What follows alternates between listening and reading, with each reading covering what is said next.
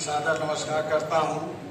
साथ ही डॉक्टर आराधना गोस्वामी जी व अन्य मैम साधना मैम, आप सबको मैं इस मंच के माध्यम से सादर प्रणाम करता हूँ। आज का प्रत्यावेदन कल दिनांक 9/10/2025 के प्रशिक्षण सुरक्षा एवं संरक्षा के दूसरे दिवस के संदर्भ में लिखा गया है।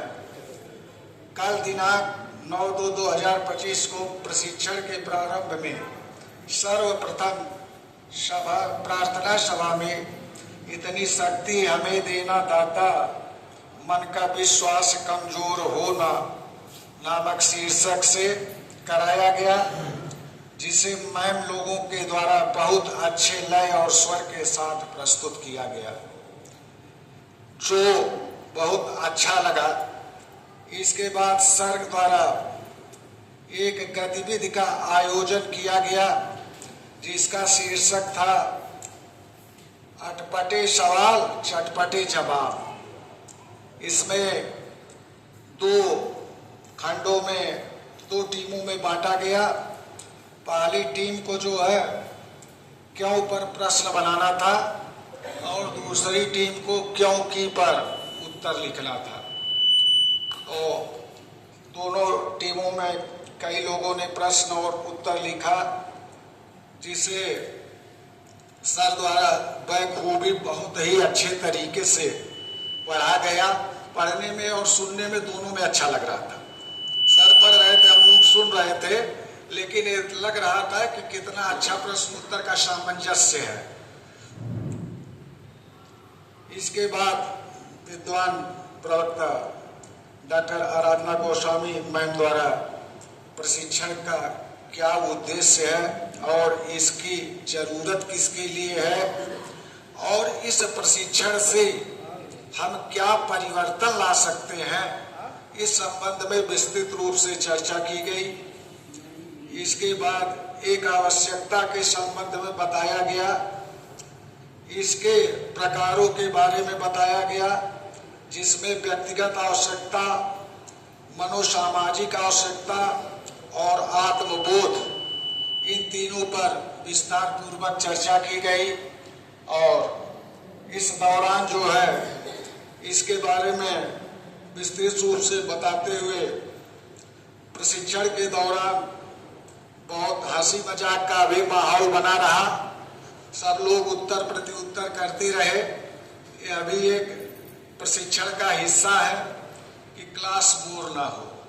हम शिक्षण करने जाते हैं क्लास में, अगर बच्चा पहले से ही समझ लिया कि आवत वक्त पकाई तो पढ़ी ओढ़ी नहीं। तो जो है कक्षा शिक्षण एक अपने आप में महत्व रखता है और यह शिक्षक की जिम्मेदारी है कि वो अपने कक्षा को पहले एक खुशनुमा माहौल दे। बाकी तो अब जब खुशनुमा माहौल दे देंगे तो ऑलरेडी बच्चा आपसे जुड़ता जाएगा और आपकी बातों पर ध्यान देता जाएगा।